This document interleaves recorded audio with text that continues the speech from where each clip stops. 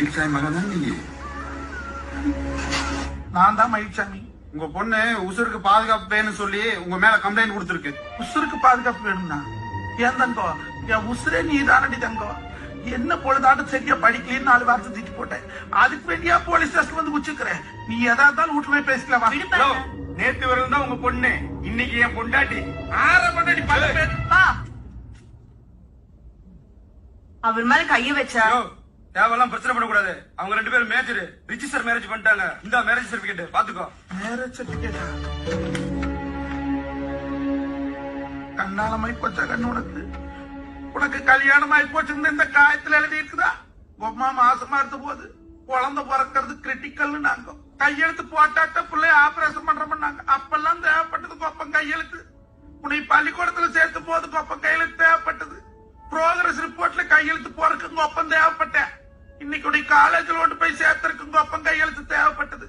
Aadhaar card வாங்கறதுக்கு கொப்பம் கையெழுத்து தேவைப்பட்டது. ஆனா இந்த கல்யாணம் முடிக்கிறதுக்கு இந்த பாதி கையெழுத்து தேவையில்லைன்னு சொல்லித்தாரா.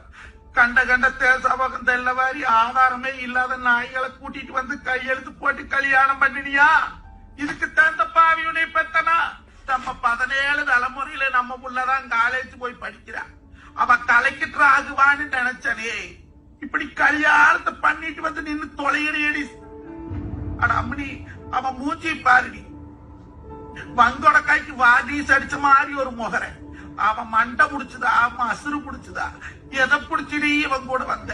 அப்பா எனக்கு கல்யாணம் பண்ணிக்கிற பிரிவுன்னு சொல்லிருந்தீங்க. ராஜா மாதிரி 1000 மாப்பிள்ளைகளை கொண்டாந்து நிறுத்திருப்பனே.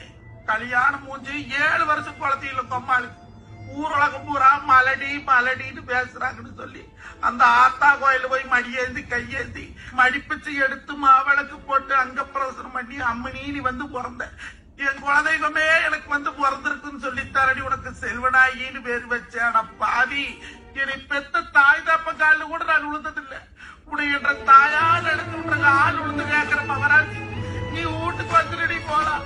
இந்த உலகத்துல எந்த தகப்பனுக்கும் இப்படி பாவம் வரக்கூடாது. ஆத்தா அம்மனி நீ வீட்டுக்கு வந்துடுடி.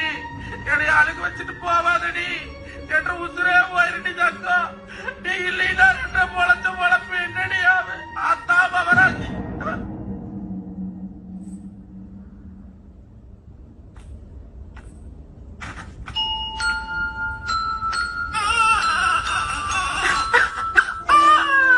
தப்பு பண்ணிட்டேனுங்க.